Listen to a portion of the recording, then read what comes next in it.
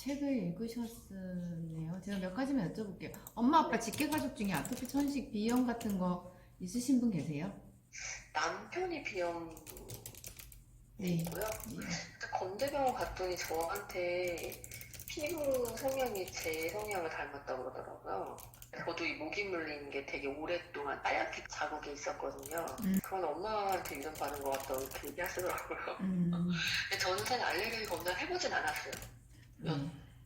감기는 태어나서 잘 걸리는 편이었어요? 아니요, 근데 어린이집을 작년 3월부터 다니면서 감기를 달고 다녔어요. 아, 그전에는 감기가 한 번도 없었는데, 네. 작년 3월부터 다녔는데 작년 8월부터 올라왔죠? 네, 네. 이것도 하나의 원인이 돼요. 그런 것 같아요. 네, 감기를 계속 달고 살았거든요, 진짜. 감기 올 때마다 심했나요? 그 약 같은 거, 항생제 같은 거 먹고 그랬나요?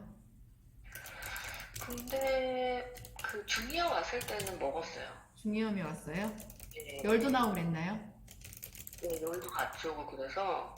근데 감기가 오면 한 반 정도는 중이염이 왔었어요. 만약에 5번이 오면은 한 음, 두세 번은 중이염이었어요.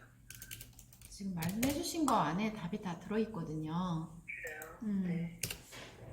근데 제가 이런 이론들을 다 설명을 드릴 수는 시간이 짧고, 이렇게 될 수밖에 없었던 과정들을 설명을 좀 해드리고요. 네.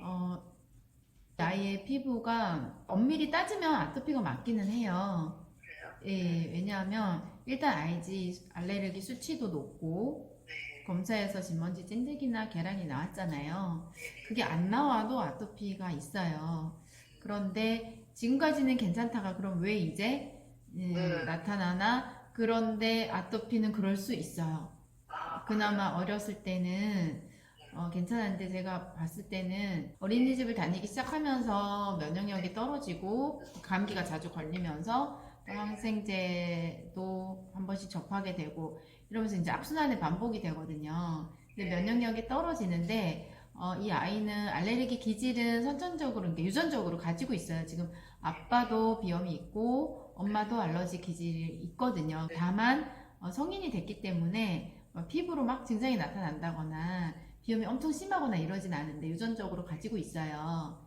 가지고 있는 걸 그대로 받았는데 딱히 피부에 심하지 않게 증상도 없이 그냥 고만고만 잘 지냈던 거죠. 그런데 이런 유전적으로 가지고 있던 아이들이 괜찮다가 어린이집이나 유치원을 다니기 시작하면서 먹거리들에 노출이 되게 다양하게 나쁜 먹거리들이나 조미료 성분에 또 식품 첨가물들에 노출되기도 하지만 또 스트레스로 인한 면역력도 떨어지는 거, 감기가 계속 돌고 돌잖아요. 그걸로 인해서 또 면역력이 떨어지는 거. 여러 가지 원인이 있는데, 아이가 이겨내기 힘들 정도의 상황에 계속 놓여 있다 보니까 이 아이가 면역력이 떨어지게 되고, 힘이 떨어지게 되면은 내가 가장 약한 쪽으로 증상이 치고 올라오는데 감춰져 있던 그 알레르기 쪽을 건드린 거죠.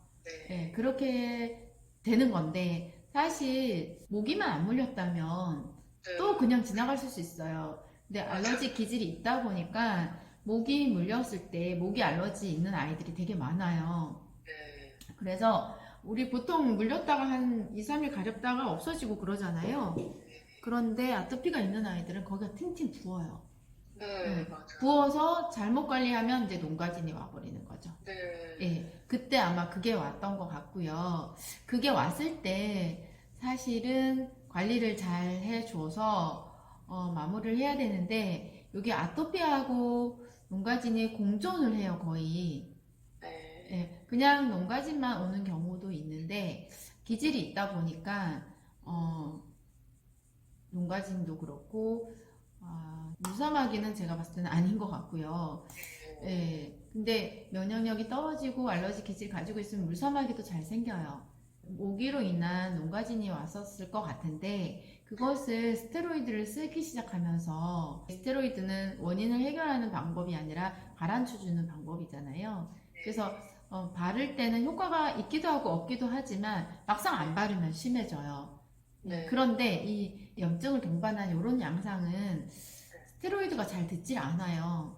네. 네, 관리를 좀 아토피 아이들하고 좀 다르게 관리를 해줘야 해요.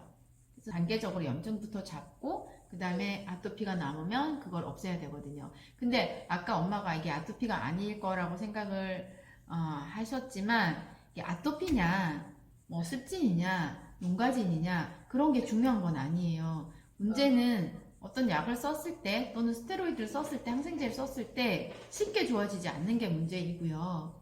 예, 계속 반복해서 아니면 더 심해지는 것이 문제이고 스테로이드가 안 듣는 것도 문제예요. 원래는 들어야 되거든요. 그러니까 스테로이드 바르면 좋아진다고.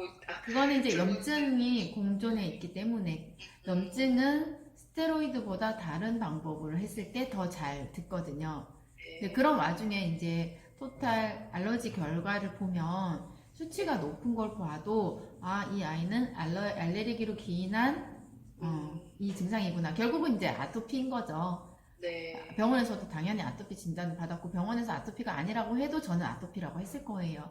네. 근데 중요한 거는 한 번의 원인으로 인해서 이렇게 확 심해져서 계속 그 상태 때문에 아토피로 고생하는 사람들이 많거든요. 어떤 케이스는 뭐 지금까지 아무렇지도 않고 괜찮았는데 개를 먹었어요. 좀 커가지고 개를 먹고 한 번 확 두드러기 나면서 뒤집어졌는데 그때부터 아토피가 본격적으로 시작한다거나 뭐 안 먹던 거 견과류를 먹고 확 올라왔는데 지금까지는 쭉 괜찮았는데 그때부터 아토피가 시작한다거나 한 번에 심해지는 계기는 와요.